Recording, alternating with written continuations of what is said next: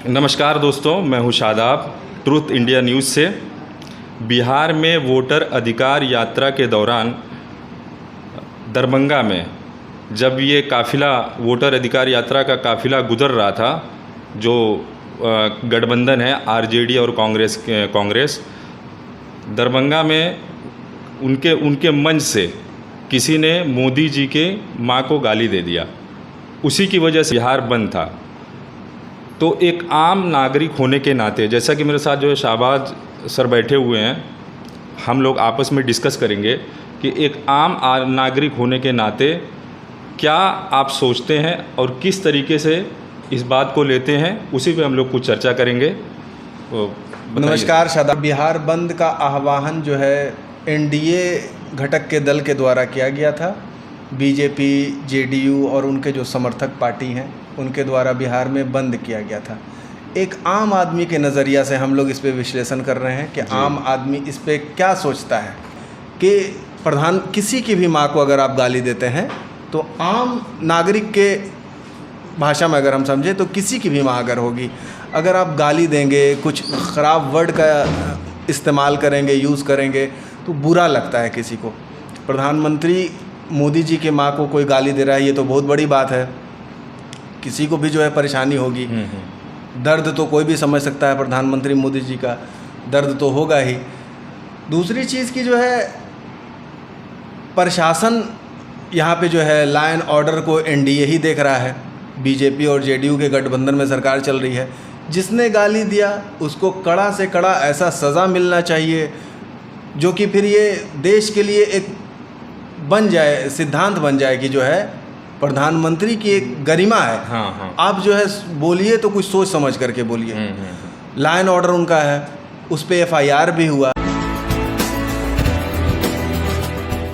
लेकिन बिहार में एक दिन की भी अगर बंदी होती है तो कितने का लॉस होता है। एक छोटा सा राज्य है, मतलब, और उसमें जो है कोई कल कारखाना, कोई फैक्ट्री नहीं है।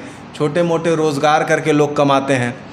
अब उनको अगर टाइम पे ऑफिस नहीं पहुंच रहा है कोई, उसका सैलरी कट जाएगा। सरकारी नौकरी में आप जब बंद किए हैं तो सरकारी नौकरी में भी जो है आपको टाइम बढ़ा देना चाहिए था, नहीं तो लोगों को अब जो अगला हो तो टाइम काट देगा कि आप इतना बजे तक क्यों पहुँचे, वो नहीं समझेगा। या समझेगा तो उसके लिए फिर एक बात करना पड़ेगा उनको कि ये सर आप देख सकते हैं हमारा वीडियो, हम आ रहे थे लेकिन हमको आने का रास्ता नहीं मिल रहा था, ऑटो नहीं मिल रहा था, फलाना नहीं मिल रहा था। सरकार ही बिहार बंद कर दे, ये एक गजब टाइप का सुनने को मिला। तो ये पहली बार ऐसा हुआ है कि ऐसे मुद्दे पे, या ये कहीं से प्रावधान, कहीं से हमारे लॉ में कुछ ऐसा नियम है कि बंद कर सकते हैं इस तरह की सिचुएशन? मतलब कैसे बंद करते हैं? कुछ उसका आंदोलन आप कर सकते हैं, संवैधानिक तरीका से आप किसी भी बात को लेकर के मुद्दा को उठा सकते हैं। लेकिन ये ज़्यादातर मुद्दा को उठाता वो है जिनको लगता है कि हमारी बात सरकार में नहीं चल रही है, हमारी बात नहीं मानी जा रही है। वो ज़्यादातर अपोजिशन के लोग रहते हैं। जो सरकार में रहते हुए जिनकी बात नहीं मानी जा रही रहती है वो भी बगावत करते हैं। मतलब छोटे घटक दल बगावत करते हैं कि हमारी बात नहीं मानी जा रही है, तो वो एक आंदोलन करते हैं और उसके बाद रिज़ाइन कर देते हैं। ये हमने देखा है। लेकिन सरकार ही आंदोलन करने बैठ जाए तो कितना सिस्टम रुक जाएगा। सरकार ही अपोजिशन बन गई तो कितना सिस्टम रुक जाएगा, सारा काम ठप हो जाएगा, क्योंकि प्रशासन उन्हीं के अंडर में है। प्रशासन ऐसे क्या होता है कि अपोजिशन अगर बंदी करती है तो कुछ भी काम अगर आप उल्टा पुल्टा करते हैं प्रशासन उनको उठा लेती है। किसी को भी फालतू में रोकते टोकते हैं, जो ज़रूरी चीज़ों के लिए जा रहे हैं, अगर आप रोकिएगा, कुछ भी कीजिएगा तो प्रशासन उनको उठा लेती है कि आप संवैधानिक तरीके से कीजिए। लेकिन जब उन्हीं की सरकार है, उन्हीं का प्रशासन है, उन्हीं का सारा कुछ है, तो मंत्री से, विधायक से तो डरते ही ना है प्रशासन वाले। वो कुछ नहीं करेंगे तो लॉ एंड ऑर्डर खराब होता है। अब जो है 2 ही घंटा के लिए आप बंद किए, 3 ही घंटा के लिए बंद किए आप, लेकिन दिन तो पूरे लोगों को खराब हो गया। और जिन्होंने गाली दी है, प्रधानमंत्री की एक गरिमा होती है, उनको अगर जिन्होंने भी गाली दी है तो वो तो उनको तो ऐसा सज़ा मिलना चाहिए कि आइंदा आने वाले लोग जो है इस बात को याद रखें कि भाई कुछ भी उल्टा पुल्टा नहीं बोलना है। प्रधानमंत्री का एक गरिमा होता है। आप उन पे एफआईआर कर ही दिए हैं तो उनको आप सज़ा दीजिए। लेकिन लोग इसमें जितना परेशान हुए और ये सोच करके मतलब मेंटली डिस्टर्ब है कि सरकार ही जो है बिहार बंद कर दी, तो सीधा सीधी ये राजनीति से प्रभावित लग रहा है। चूँकि वोटर अधिकार यात्रा के लिए महागठबंधन के लोग जो है पूरे बिहार का यात्रा किए, राहुल गांधी, तेजस्वी यादव, उनके घटक दल। क्योंकि बिहार में वोटर लिस्ट में से बहुत सारे लोगों का नाम गायब हुआ, जिंदा लोग हैं उनको मृत घोषित कर दिया गया, कोई लोग कहीं पे बाहर जाकर के कमाते हैं उनका वोटर लिस्ट से नाम गायब कर दिया गया है। तो ये इसके अधिकार के लिए जो है दौड़े हैं राहुल गांधी, तेजस्वी यादव, जिसकी वजह से उनका थोड़ा सा बिहार में नाम पॉपुलर ज़्यादा हुआ। अब इस आंदोलन को हमको लगता है कि जो है दबाने के लिए, मतलब कि इनका नाम खराब करने के लिए कि आपके मंच से। दूसरी चीज़ कि राहुल गांधी आप बहुत सारे न्यूज़ में सुन चुके होंगे कि जो है बीजेपी के भी प्रवक्ता जो है बहुत सारे लोगों को गालियां दी। आज बीजेपी में बहुत सारे ऐसे लोग शामिल हुए हैं जिन्होंने बहुत भद्दी बात की है, और भी अपोजिशन के जो लीडर हैं उनके लिए, लेकिन जो है शामिल हो रहे हैं। लेकिन इसमें जो लोग भी सज़ा के हकदार हैं उनको सज़ा दीजिए, बंद करने का कोई मतलब नहीं समझ में आ रहा है। आम आदमी के नज़रिए से अगर हम देखें तो जो सरकार में बैठे, अब ये हमने हमारा जो उम्र हुआ है उस उम्र में हमने ये दूसरी बार इस तरह का देखा है। इससे पहले हमने देखा था कि आम आदमी पार्टी के केजरीवाल जब नए आए थे, जब वो सत्ता में आए थे, तो सत्ता में आने के बाद भी वो आंदोलन कर रहे थे, तो वो अनमैच्योर थे। अब सत्ता वाले चीफ मिनिस्टर ही आंदोलन में बैठ जाएंगे तो फिर पब्लिक तो सोचेगी ना कि जब चीफ मिनिस्टर अपना बात नहीं मनवा पा रहा है तो हमारा क्या खाक बात माना जाएगा। तो चीफ मिनिस्टर को या मुख्यमंत्री को या देश के और भी लोग जो बड़े बड़े पदों में बैठे हुए हैं वो काम को सुचारू रूप से चलाते हैं। जो सिस्टम बन रहा है उस सिस्टम को देखते हुए, अगर ख़राब सिस्टम है तो उसको धीरे धीरे ख़त्म करते हुए अच्छे सिस्टम को लाते हुए सुचारू रूप से कार्य करते हैं। वो आंदोलन पे नहीं बैठते हैं। आंदोलन पे बैठ जाएंगे तो जब बड़े बड़े लोग आंदोलन में बैठ जाएंगे तो एक छोटा सा मजदूर तो अपने आप को ऐसे ही जो है सोचेगा कि हमारा क्या काम होगा, वो तो डरा सहमा सा रहेगा ना। तो ये बंद का जो है हमारे हिसाब से जो है आज समझ में, ये सिर्फ हमको लगा कि राजनीति से ये प्रेरित था, क्योंकि बिहार में जो है इलेक्शन का समय है, बिहार में इलेक्शन का समय है और बिहार में इलेक्शन में ये मुद्दा ज़्यादा से ज़्यादा गूंजे, लोग इमोशनल कनेक्शन में आए कि रियल में बहुत बुरी बात हुई। ये बात रियल में बहुत बुरी है। किसी की भी माँ को गाली देना, आप अपनी बात को संवैधानिक तौर पे से रखिएगा, लेकिन किसी की माँ को गाली देना, किसी को एक झापड़ लगा देना, ये तो बहुत गलत बात है ना। दूसरी चीज़ की जो है इसमें राहुल गांधी और तेजस्वी यादव इनको बेसिकली घेरा जा रहा था। तो किसी के मंच पे चढ़ करके कोई गाली दे रहा है, वो पार्टी का मतलब कि अगर हाथ है नहीं है ये तो जो है जांच का विषय है। जांच करके आप पता कीजिएगा, आपके पास हर तरह का सिस्टम है, आप जांच करवाइए। जो भी लोग इसमें दोषी हैं, जिन्होंने भी जिसका भी कान फूंक करके अगर ऐसा करवाया उनको जेल में डालिए, तब तो लोगों को लगेगा कि हाँ भाई सज़ा मिलता है। लेकिन इसको राजनीति टाइप से कर देना, ये थोड़ा सा गड़बड़ लगा। जिसने गाली दिया है, ऐसा सुनने में आ रहा है कि जिसने गाली दिया है वो पूर्व में बीजेपी के ही कोई कार्यकर्ता थे, ये हमने भी सुना है, थे। ये हमने भी सुना है और इसका फोटो वगैरह भी वायरल है, फोटो वगैरह भी वायरल है। तो अब इसमें जो है लोग जो है तरह तरह से और भी बात कर रहे हैं, मतलब कि ये बैकफायर भी कर सकता है बीजेपी को, क्योंकि आने वाला टाइम इलेक्शन का टाइम है। अब इलेक्शन के टाइम में हमारे जो बीजेपी के घटक दल हैं वो इमोशनल एक पासा फेंके हैं, लेकिन ये कभी कभी बैकफायर भी करता है। अब जो लोगों को भी जो लॉजिक अगर लगा रहे हैं, आम आदमी जनरल आदमी अगर बात करें बिहार के, अगर लॉजिक लगा रहे हैं तो उनको यही चीज़ नहीं समझ में आ रहा है कि अगर राहुल गांधी ने ही इस तरह से करवाया या तेजस्वी यादव ने ही इस तरीके से करवाया, आखिर मंच उनका मिला तो कैसे मिला। तो पार्टी को भी जो है इस पर शिकंजा कसा जाए कि आखिर जो इसके पीछे था तो था कौन। ये जांच का विषय है। संवैधानिक पद पे बैठे हुए प्रधानमंत्री हैं, उनकी मां को आप गाली दिए हैं, इस वजह से जो है लोगों का दिल आहत हुआ है, तो ये तो जांच का विषय है। सीबीआई है, सीआईडी है, आपके पास पूरा प्रशासन है, आप तो पता लगा सकते हैं और पता लगा करके इसमें जो भी दोषी हैं उनको सज़ा दे सकते हैं। एक आम आदमी के दिमाग में ऐसा फतूर कैसे आ सकता है? सामने में बोलने में भी आदमी डरेगा। एक छोटा सा दरोगा को जो है गाली देने में, अगर वहाँ का जो है अगर किसी गांव में हम रहते हैं, किसी ज़िला में हम रहते हैं और उसके दरोगा को सामने से गाली देने में एक हिचकिचाहट होती है एक आम आदमी को। आखिर उस आम आदमी के पास इतना ताकत कहाँ से आया कि मंच का उपयोग करके उसने प्रधानमंत्री मोदी जी की माँ को गाली दिया। तो जो भी इसके पीछे षड्यंत्र किया गया है उनको पकड़ना चाहिए, उनको जेल में डालना चाहिए, संवैधानिक तरीके से उनको सज़ा देना चाहिए, ताकि एक लोगों के बीच में एक नज़ीर बन जाए कि जो लोग भी पीछे से षड्यंत्र करते हैं उनको एक सज़ा मिला, मामले की तह तक जाके, हाँ मामले की तह तक जाए, लेकिन इसको राजनीतिक रूप दे देना, और राजनीतिक रूप देने के चक्कर में बिहार के लोग आज कितना परेशान हुए, और परेशान भी हुए तो जिनकी सरकार है उनके द्वारा ये बिहार बंद करने किए जाने पे परेशान हुए। मतलब लोगों को लॉजिक नहीं समझ में आ रहा है कि आखिर काहे बंद है भाई। एक होता है कि भाई राजद की तरफ से बिहार बंद है, एक होता है कि कांग्रेस की तरफ से बिहार बंद है, अपोजिशन में ये लोग हैं, इन बोलेंगे कि हमारी बात नहीं सुनी जा रही है इसलिए हमने भाई बिहार बंद का आज आह्वान किया है। लेकिन जिनकी सरकार है उन्हीं के द्वारा बिहार बंद करवा दिया जाएगा, उन्हीं के द्वारा भारत बंद करवा दिया जाएगा, तब तो एक दिक्कत वाली बात है ना। ये लोगों को मतलब कि उनके जो है सोचने समझ नहीं पा रहे हैं कि आखिर ऐसा जो है उसको कैसे जस्टिफाई नहीं कर पा रहे हैं। यही बात कहना चाह रहे हैं। वोट चोरी का जो अभी मामला बहुत हाईलाइटेड है कि बीजेपी के द्वारा जो है वोट चोरी किया गया, नाम चेंज किया गया, कोई मृतक था उसकी जगह पे नाम चढ़ा दिया गया, कैसे देखते हैं इस मामले को? नहीं, ये जो है सिस्टम है, एक सिस्टम बना हुआ है, इलेक्शन कमीशन। वोट का कितने कौन कौन से लोग जिंदा हैं, कौन कौन से लोग 18 साल के हो गए हैं, वोट का अधिकार एक जो है सेक्युलर कंट्री, डेमोक्रेटिक कंट्री में वोट का अधिकार सबसे बड़ा अधिकार होता है, क्योंकि उसी वोट से वो सरकार बनाते हैं और उसी वोट से वो सरकार गिराते हैं, दूसरे की सरकार बनती है। तो इसको देखने के लिए इलेक्शन कमीशन है कि वोट में कितने लोगों का नाम जुड़ना है, वोट बढ़िया तरीके से हो, सुचारू रूप से हो, उसमें कुछ मिक्स नहीं हो, कोई धांधली नहीं हो, इसके लिए इलेक्शन कमीशन बना हुआ है। इलेक्शन कमीशन एक संवैधानिक पद है और उस इलेक्शन कमीशन में जो मेन चेयर पे जो लोग होते हैं वो जो है देखते हैं कि जो है वोट जिनको भी वोट का देने का अधिकार है उनका नाम जुड़ा हुआ है या नहीं जुड़ा हुआ है।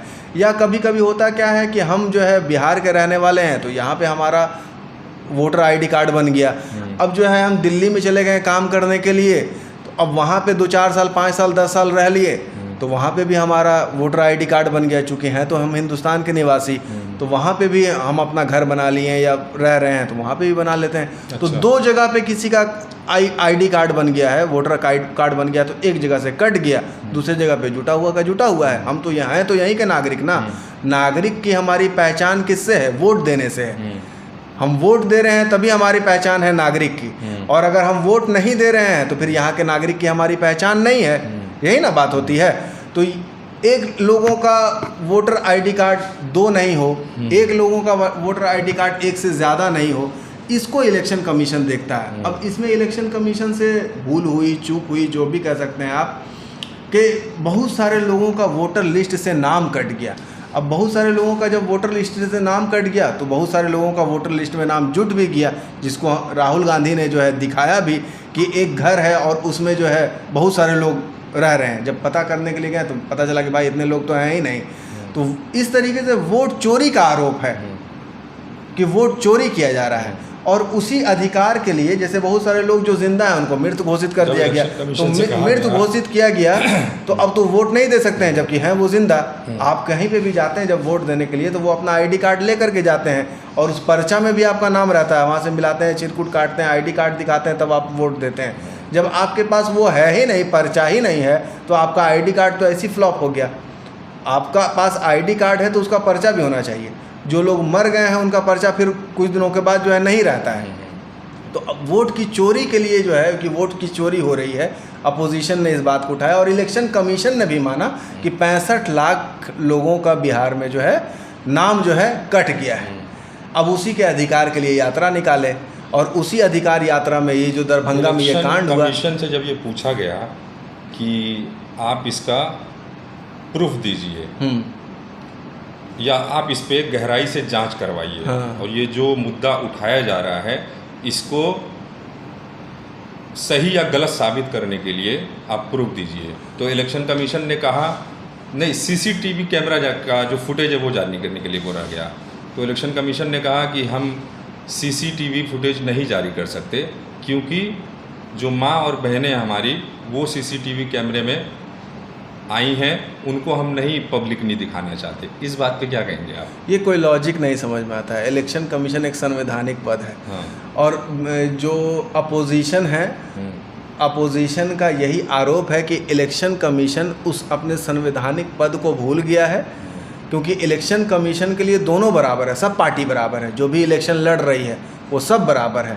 जो बात कांग्रेस की तरफ से उठाया जा रहा है उस पर भी ध्यान देना है, जो बात बीजेपी की तरफ से उठाया जा रहा है उस पर भी ध्यान देना है। सरकार किसकी, लेकिन विपक्ष का यही आरोप है कि इलेक्शन कमीशन सरकार के एक विंग के द्वारा, विंग की तरह काम कर रहा है, सरकारी एक तंत्र की तरह काम कर रहा है। तो इलेक्शन का मतलब कि विपक्ष तो ये आरोप हमेशा लगाती है कि जितना भी सीबीआई है या जो है प्रशासन है वो सरकार के एक विंग की तरह काम करता है। वो जो है विपक्ष को परेशान करता है। ईडी सीबीआई का आपने नाम सुना ही होगा कि ईडी सीबीआई के थ्रू परेशान किया जाता है, और जो भी लोग जो है चले जाते हैं जब बीजेपी में तो वो एक डिटर्जेंट पाउडर की तरह है, धुला गए और उधर चले गए, वो साफ़ सुथरे हो गए। तो विपक्ष का यही जो है आरोप है कि जो है सारी जो संवैधानिक पद है, जो सिस्टम है, वो सिस्टम एक तरीके से कोलैप्स कर रही है और सब जो है सरकार के तंत्र की तरह एक काम कर रहा है। तो आम आदमी इस सब झंझट में बहुत ज़्यादा नहीं पड़ता है। आम आदमी की तरह अगर आज हम लोग विश्लेषण कर रहे हैं तो आम आदमी का क्या है कि वोटर आईडी कार्ड में अगर नाम छट गया तो उसको ये टेंशन है कि हमारा नाम आए, क्योंकि नाम छटने के बाद उसको ये प्रूफ करने पड़ेगा कुछ दिन के बाद कि हम यहाँ के नागरिक हैं कि नहीं नागरिक हैं। तो उसको ये सब मेंटली टेंशन रहता है कि हम उसको वोट देना है, वोट देने का टेंशन है। उससे भी बढ़ करके टेंशन है कि उसको नागरिकता अपनी साबित करनी पड़ेगी, वो एक बहुत बड़ा टेंशन। तो इसीलिए वो वोटर लिस्ट में नाम अपना जुड़वाने की कोशिश करता है। आम आदमी को ये टेंशन रहता है कि हमको जो है रोज़गार नहीं मिल रहा है, बेरोज़गारी हमारे लिए बहुत बड़ी है, तो हमको आसानी से रोज़गार मिल जाता है। आम आदमी का ये टेंशन रहता है कि अभी तक हम साइकिल से चल रहे हैं तो मोटरसाइकिल पे कैसे आ जाएं, मोटरसाइकिल पे चल रहे हैं तो कार कैसे आ जाए। आम आदमी का ये सब टेंशन रहता है। महंगाई जो है, जो सामान चाह करके भी खरीद नहीं पा रहे हैं, वो हमारे पास या तो इतना पैसा आ जाए कि हम खरीद लें, या तो सामान इतना सस्ता हो जाए कि हम खरीद लें। आम आदमी का टेंशन ये सब रहता है। आम आदमी बहुत ज़्यादा राजनीति में नहीं पड़ता है, लेकिन चूंकि न्यूज़ देखते देखते अब बिहार के लोग भी राजनीति में बहुत ज़्यादा इंटरेस्ट रखने लगे हैं, के लोग तो है राजनीति में इंटरेस्ट रखने लगे हैं। तो वो ऐसा लॉजिक लगा रहे हैं कि जो है आज जो बिहार बंदी हुआ, भाई लॉजिक ही नहीं समझ में आ रहा है। लोगों को परेशानी होती है तो अपोजिशन एक जवाब देता है कि ये मुद्दा पे हम वर्क कर रहे हैं और सरकार नहीं सुन रहा है, तो भाई इसलिए हम वर्क कर रहे हैं। तो उनको लगता है कि चलो भाई सही वर्क कर रहे हैं। मतलब ऐसा लगता है कि बीजेपी जो है यात्रा से डरी हुई है, कुछ बीजेपी के लिए नेगेटिव हो रहा है। कैसे देखते हैं आप इस यात्रा को? इस यात्रा से जैसे कि राहुल गांधी को बीजेपी के बहुत सारे नेताओं के द्वारा पप्पू कहा जाता था, एक इमेज को बिगाड़ने की कोशिश। मतलब पप्पू का मतलब हुआ कि बच्चा टाइप का है, ये कुछ भी बोल देगा, इसके बात को हल्के में लो। एक ऐसी छवि बनी हुई थी राहुल गांधी की। बोला जाता था शहजादे, हमारे प्रधानमंत्री गृह मंत्री ने हमेशा इस्तेमाल किया, शहजादे वर्ड का इस्तेमाल किया। तो शहजादे कहने का सेंस ये है कि बहुत बड़ा लोग है, राजा महाराजा का परिवार से आता है तो शहजादा है भाई, ये कुछ भी कर सकता है। इस तरीके से एक छवि बनाई गई। लेकिन राहुल गांधी जब यात्रा पे निकले, भारत जोड़ो न्याय यात्रा, सबसे पहले उन्होंने ये यात्रा किया। तो इस यात्रा करने से क्या, आप ट्रैवल कीजिएगा ना, आप बिजनेस के सिलसिला में ट्रैवल कीजिए तो आपका कनेक्शन बढ़ता है। जो राजनीतिक पार्टी है वो जितना ज़्यादा से ज़्यादा लोगों से मिलेगा उसका एक कनेक्शन बढ़ेगा। जो छवि है जो एक बनाई जा रही है, जो काल्पनिक एक आर्टिफिशियल छवि थी, लोग जब बात करेंगे उस नेता से तो उनको लगेगा कि पप्पू तो नहीं है, बात तो बढ़िया से करता है, मतलब ये जो पप्पू टाइप की छवि बनाई जा रही है कि बेवकूफ़ टाइप का आदमी है, वैसा तो नहीं है, समझदार टाइप का आदमी लगता है। तो यात्रा से राहुल गांधी को एक मजबूती मिल गई है भारत जोड़ो न्याय यात्रा करके। अब उनको समझ में आ गया कि जितना पब्लिक से हम कनेक्ट रहेंगे, राहुल गांधी भी पहले अनमेच्योर थे, थोड़ा दिन राजनीति में रहें, सक्रिय रहें, उसके बाद कभी इटली चले गए, कभी कहीं चले गए, कभी कहीं चले गए, ऐसा लग रहा है कि कॉर्पोरेट सेक्टर में काम कर रहे हैं। लेकिन अब जो है वो मंझ गए हैं, लोगों से कनेक्ट होना उन्होंने सीख लिया है। चीज़ों को पहले एक्सप्लेन करते थे तो ठीक से एक्सप्लेन नहीं कर पाते थे, या एक्सप्लेन कर रहे हैं तो उनको गलत तरीके से दिखा दिया जाता था। लेकिन अब क्या है कि जब लोग उनसे जुड़ते चले जा रहे हैं तो एक लोगों का एक हुजूम उनका जो है ये बन रहा है, हितैषी बनता चला जा रहा है, उनको जो है अपना नेता मानता चला जा रहा है। अब इससे क्या लगा कि जो है चूँकि सरकार तो डबल इंजन की है, बीजेपी और एनडीए की सरकार है, और कौन चाहता है कि इलेक्शन में हारे? इलेक्शन में हारना कोई नहीं चाहता है। तो राजनीतिक दल तो कोई भी अगर एक नेता आगे बढ़ रहा है तो उसके राजनीतिक पार्टी को फिसलाने के लिए अपना कोई एक मुद्दा छोड़ते ही हैं, उसी तरीके से एक मुद्दा छोड़ा गया। लेकिन ये मुद्दा बैकफायर भी कर सकता है आम आदमी के हिसाब से, ये मुद्दा बैकफायर भी कर सकता है। तो दोस्तों ये थे हमारे साथ शहबाज सर, जो बिहार बंद हुआ उसके बारे में हम लोग चर्चा कर रहे थे। आपकी इस बारे में क्या राय है? क्या शहबाज जी के अनुसार जो बैकफायर कर सकता है ये मुद्दा, क्या वो करेगा? राहुल जी की छवि खराब होगी या फिर जो है बैकफायर होगा? तो इस पे अगर आप कुछ जानकारी देना चाहते हैं या आपकी क्या राय है, ये कमेंट में ज़रूर बताएं और हमारे चैनल ट्रूथ इंडिया न्यूज़ को सब्सक्राइब, लाइक और शेयर कर दीजिए। धन्यवाद।